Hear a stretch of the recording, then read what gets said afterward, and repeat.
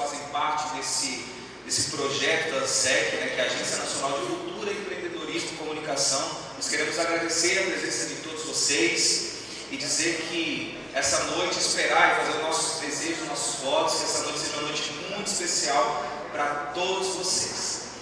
Hoje nós teremos a entrega do selo de referência nacional, a outorga da Cruz de Referência Nacional, o selo de responsabilidade cultural. E antes de começar as homenagens, eu, agora me apresentando, sou o Vanderlei Pedroso, sou presidente do Conselho da ANSEC, irei fazer uma breve explanação, como eu posso dizer, não vou chamar de palestra, porque não é bem uma palestra, mas uma breve reflexão com vocês, ok? Pode ser? Vocês estão comigo, sim ou não? Sim. Beleza, então nós vamos falar um pouquinho sobre um tema bem interessante que a gente muitas vezes não quer abordar, mas eu tenho uma notícia para dar para vocês essa noite. E a notícia não é uma notícia boa, mas depende do ponto de vista. Eu preciso dizer para vocês que nós estamos morrendo. Trágico, né?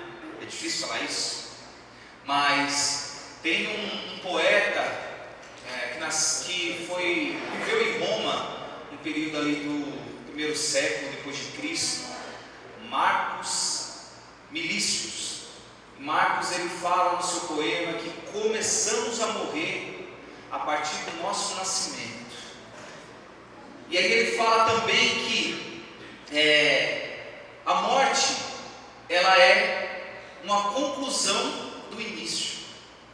Ela fala, a morte é um processo do início. A gente começa a vida já morrendo. Existe uma autora também, que é a Fernanda Cândido, que ela fala assim, estamos morrendo desde o momento que nascemos, mesmo antes de saber o que é viver. Será que sabemos? E essa frase de Fernanda, ela me chama muito a atenção. Será que nós sabemos o que é viver? Será que nós temos essa noção, essa visão do que realmente importa na nossa vida, do que é realmente válido? Ou às vezes nós damos valores para as coisas que não têm tanto valor assim. E é engraçado que nós iniciamos a nossa vida sem saber o que é viver. Nós passamos por um processo e nós vivemos intensamente, porque a nossa infância, a nossa adolescência, a nossa juventude, nós vivemos de forma muito intensa, como se não existisse um amanhã, como se a vida fosse extremamente curta. E aí depois a gente passa e achando que nunca vai morrer, né? E depois nós passamos um processo que nós esquecemos de como é viver. Esquecemos das coisas que é importante, começamos a dar valor a coisas que talvez não deveria ter tanto valor. Não é verdade? Nós começamos a deixar de dedicar tanto tempo aos amigos, à família, às pessoas que nos importam.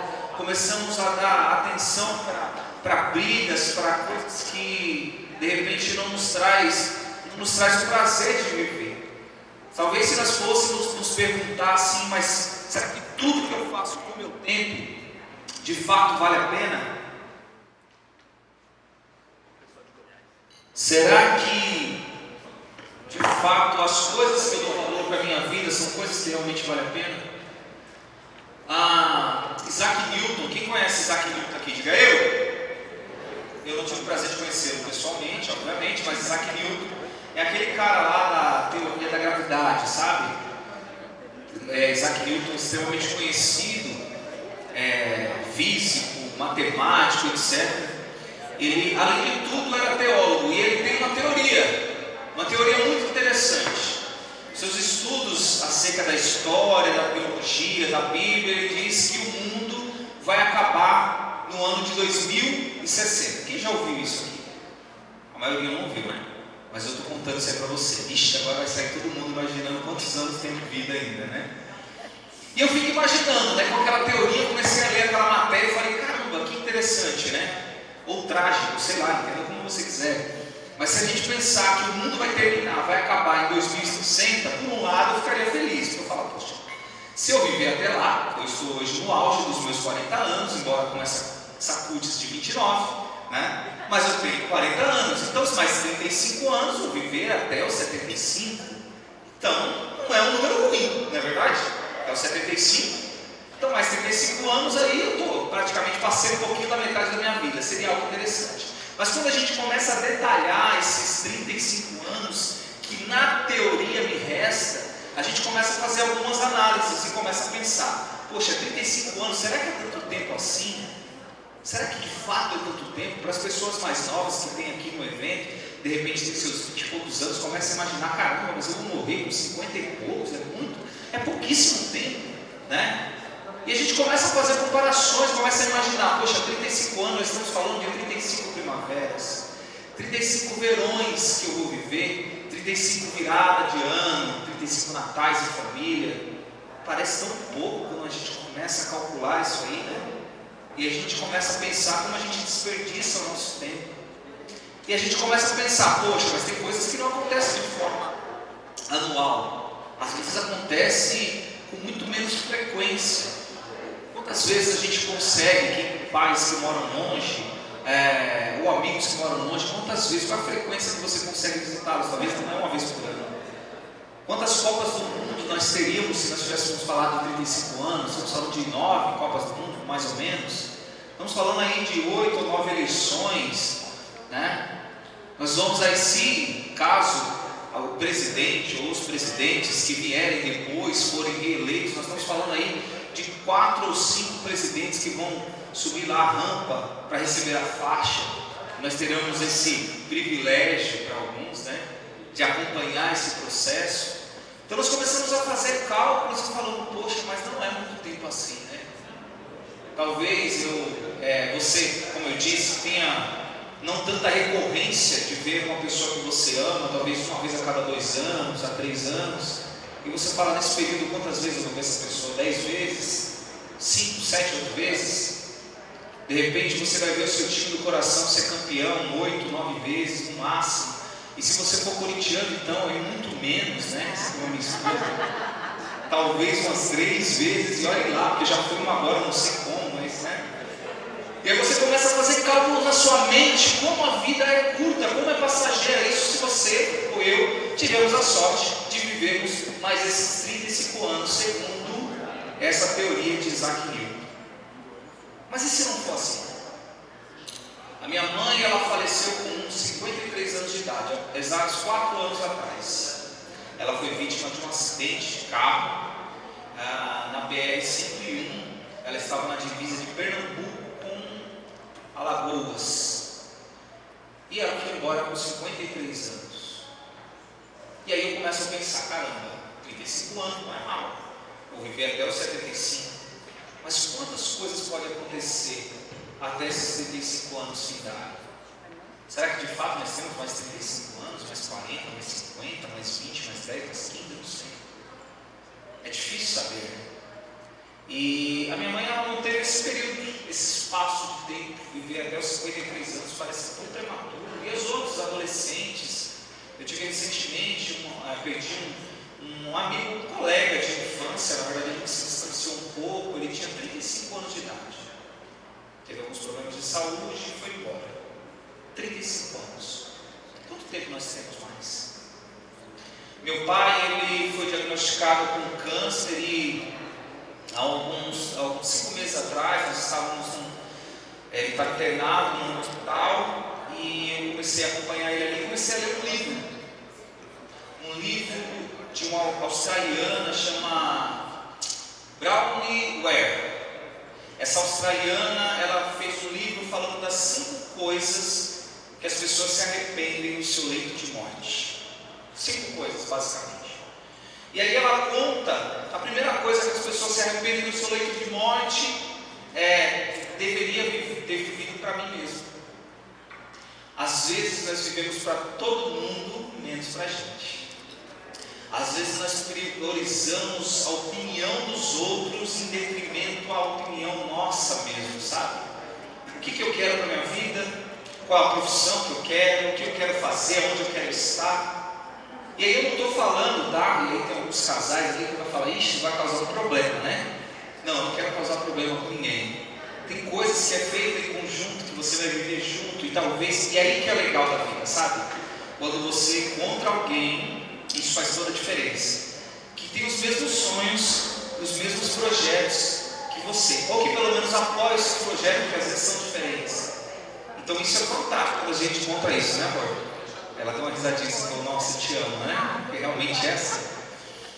Mas quando a gente vive isso, então é muito interessante. Mas qual o ser humano que eu tenho que privilegiar? Qual é a pessoa que eu tenho que privilegiar? Às vezes tem pessoas que estão mais preocupadas com a opinião do outro do que com a sua. E fazem coisas que de repente não gostam por um determinado tempo muito longo, mas porque a sociedade queria que você fosse assim. Porque os seus amigos querem que você fosse assim. Eu já ouvi algumas situações de alguns amigos meus, que geralmente quando estão ali na roda de amigos, ele se transforma em uma outra pessoa. Mas por quê? Porque eu preciso agradar aqueles que estão ao meu redor. Eu preciso deixar de ser eu para agradar quem está ao meu redor. Então viver para si mesmo, viver pelas coisas que você ama, pelas coisas que você gosta, e se essas coisas são pessoas, viver e se dedicar a elas, viver aquilo que você gosta. E a segunda coisa que as pessoas se arrependem muito é, deveria ter trabalhado menos. E aí a gente se pega numa situação, né? A grande maioria das pessoas que estão aqui trabalham muito, né? E não é à toa que estão aqui, para serem reconhecidas por ser uma referência no seu trabalho, na sua vida profissional. Mas até onde vai esse equilíbrio de meu trabalho, as coisas da minha vida, a minha vida particular, minha vida pessoal, meu lazer e outras coisas? Eu acho que essa frase tem muito a ver com equilíbrio. Porque ninguém reclama que trabalha demais quando tem uma vida equilibrada, não é verdade? Quando consegue dedicar tempo a todas as coisas que lhe são importantes. E a autora, ela que era cuidadora, ela por 8 anos foi cuidadora e ela cuidou de pessoas no seu leito de morte. E uma dessas pessoas que compartilhou isso com ela era um rapaz que, ela disse só o primeiro nome dele, que é John. E John, ele era um homem muito rico, muito rico. E ele trabalhou por muito tempo, né? Por muito tempo. E a sua mulher, a sua esposa, sempre pedia para ele que ele dedicasse um tempo à família, um tempo a ela. E aí pediu para ele que, já que ele não conseguia fazer isso, ter uma vida equilibrada, que quando estava trabalhando, que ele determinasse o período para se aposentar, para que eles pudessem viver a vida deles, viajar, conhecer lugares. Talvez seja o sonho de muitas pessoas aqui. E aí, ele de tanto insistir, ele falou, tá bom, eu vou determinar um prazo. Ele já estava mais de 65 anos já. E aí ele fala para ela, tá, o meu prazo é daqui a um ano. Daqui a um ano eu vou parar, vou dar uma pisada no freio ali e nós vamos aproveitar a vida. Eu vou me aposentar e vamos aproveitar a vida. Ele já tinha muito dinheiro. E ela começa a compartilhar a história dele, ele contando a história. E ele diz que 3 meses depois, a partir do momento que ele deu aquele prazo para a esposa dele, ela descobriu que tinha uma doença. E que essa doença já estava numa fase terminal. E aí nesse processo ele falou que acompanhou ela, cuidou dela, né? Dedicou um tempo a ela, porque não tinha outra opção. E aí 6 meses depois ela veio a falecer. E ele disse que o maior arrependimento que ele tem é de não ter proporcionado a ela esses momentos que ela gostaria, que ela pediu para ele. E aí a gente começa a pensar, será que essa pessoa teve uma vida de fato equilibrada? Será que ela valorizou as coisas que lhe eram importantes? Ou trabalhou até um ponto que era tarde demais para poder fazer algo com a pessoa que ele amava? E a terceira coisa que também fala, obviamente que eu não estou seguindo uma ordem, mas são as 5 maiores coisas. E a terceira coisa que falam é que eu gostaria de falar o que eu sinto. Olha que coisa maluca. Você está ali no seu leito de morte, você vai começar a olhar e vai falar assim, caramba, eu não falei todas as coisas que eu sentia. Eu não disse todas as vezes que eu amava. Eu não falei naquelas situações que eu não gostava daquilo, que eu não aceitava aquilo. Eu não me abri, eu guardei para mim. Eu não fui sincero. Faltou muitas coisas para falar. Eu imagino uma pessoa no seu leito de morte começando a pensar assim, eu gostaria de ter mais tempo para falar as coisas que eu preciso falar. Ninguém chega no leito de morte, numa situação de de descobrir alguma doença, alguma coisa, falar assim: nossa, mas eu queria ter mais tempo para brigar com alguém, eu queria ter mais tempo para xingar alguém no trânsito, eu queria ter mais tempo para me vingar de alguém, eu queria ter mais tempo para trabalhar mais. Então, geralmente, as pessoas querem mais tempo para abraçar alguém, para falar algumas coisas que deixaram de falar, para ter mais tempo com a família, com os amigos, com os filhos. Geralmente é isso que lhe faz falta. E uma outra coisa que as pessoas falam também, que também é muito forte, eu gostaria de ser mais feliz, de ter sido mais feliz, de ter buscado mais a minha felicidade. E aí a grande pergunta que nós fazemos é: o que me traz felicidade? O que me traz alegria? Porque a vida não é só de trabalho. E se a sua vida, se a sua maior alegria, se o seu maior orgulho da vida é o seu trabalho, alguma coisa está errada. Porque não pode ser. O trabalho é um complemento de muitas coisas. Então, nós pensamos assim: ser feliz, buscar a felicidade. E buscar a felicidade, uma vez eu ouvi uma frase, tinha um quadro lá de casa. Minha mãe comprou um quadro, e esse quadro era um quadro bem simples.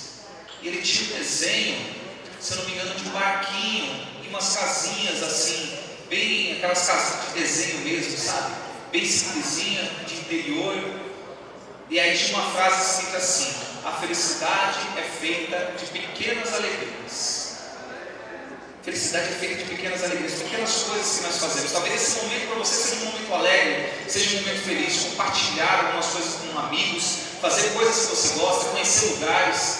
Eu, por exemplo, tive um ótimo final de semana. Eu gosto de vir em Brasília, eu venho uma vez por ano em Brasília, a gente vem fazer esse evento, a gente geralmente passeia, ou curte hotel, ou fica lá no hotel, e aí vai para algumas agendas, e sempre muito interessante. Então esse momento me traz algumas alegrias.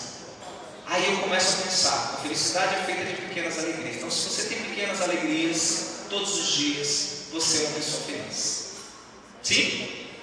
E aí, falando em felicidade, aí me remete à figura do meu pai. Como eu disse lá no início desse bate-papo, meu pai ele se encontrava num estágio avançado de câncer, estava internado no hospital, e infelizmente, por que eu estou dizendo estava? Porque infelizmente ele veio a falecer. Fazem exatamente 5 meses que meu pai foi embora.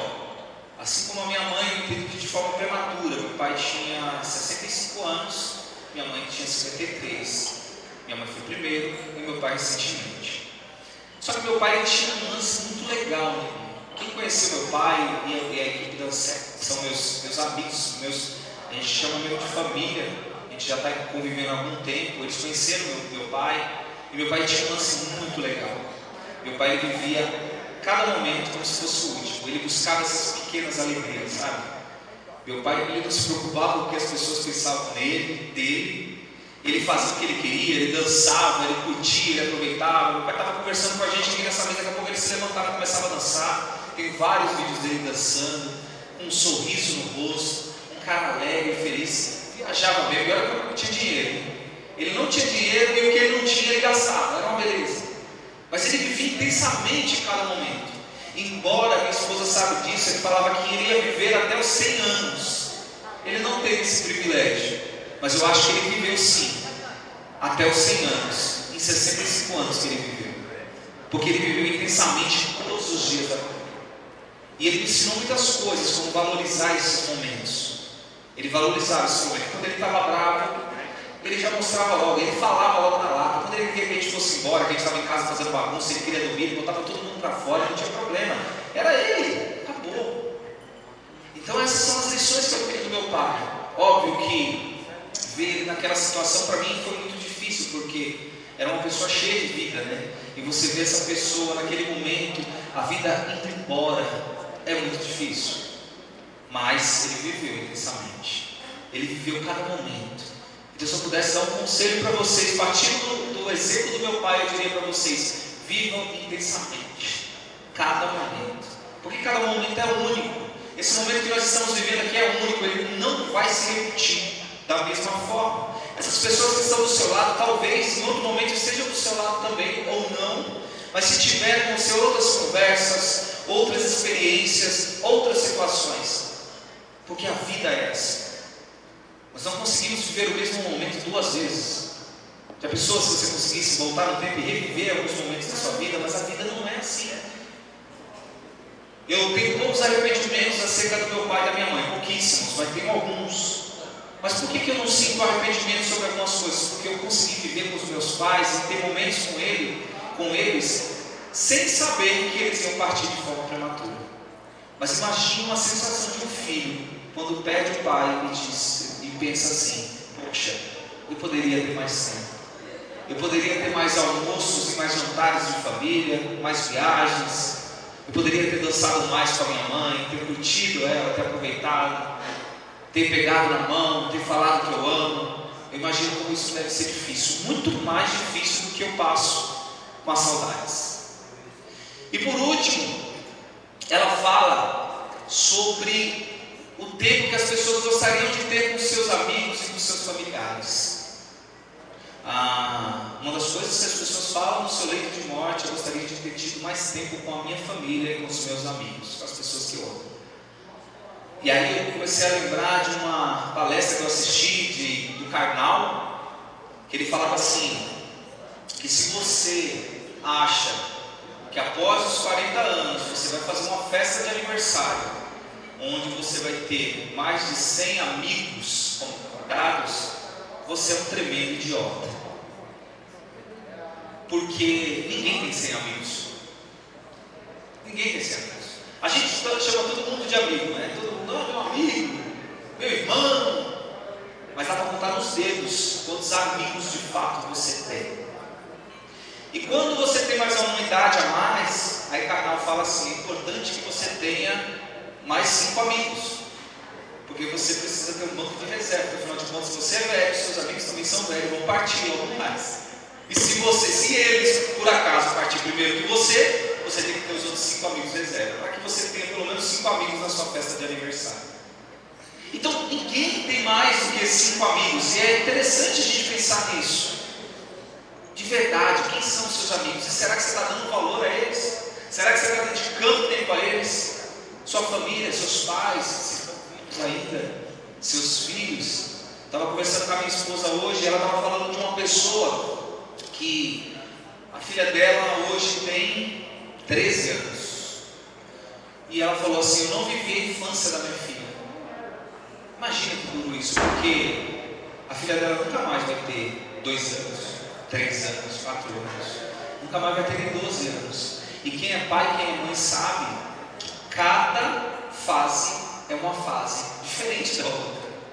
As coisas que os seus filhos, que os nossos filhos falavam com 6, 5 anos, já não é mais as mesmas com 12, já não é os mesmos desejos. Eu tenho uma filha adolescente de 13 anos, um trabalho absurdo. Quando era pequenininha, a gente controlava debaixo da asa, a gente levava para onde queria, a gente acompanhava tudo que fazia, só que depois ela cresceu. E ainda bem que eu tive bons momentos com ela, porque essa fase passa muito rápido. Eu tenho uma outra pequena de 9 e eu procuro acompanhar e fazer as coisas com ela, para que não passe essa fase. Porque depois que passar, Deus, nunca mais vai retornar. E aí você fala assim: poxa, Vanderlei, mas hoje é um momento de festa, é um momento de confraternização. Exatamente. Por isso que eu estou aqui para falar isso para vocês. Aproveitem esse momento. E para encerrar, eu queria deixar com vocês uma frase de Benjamin Disraeli, que diz assim: a vida é curta, mas não pode ser pequena. Então que vocês tenham uma vida que é uma vida que transforma, uma vida que toca as outras pessoas, uma vida de alegria, uma vida de busca pela sua felicidade, pela parceria, pelas boas conexões, pelas boas coisas, pelos bons momentos. Que você possa ter isso, uma vida que transforma, porque a sua vida, a minha vida, não pode ser uma vida pequena, porque ela é curta. Não esqueça disso. Obrigado, senhoras e senhores, e vamos para o nosso evento. Obrigado.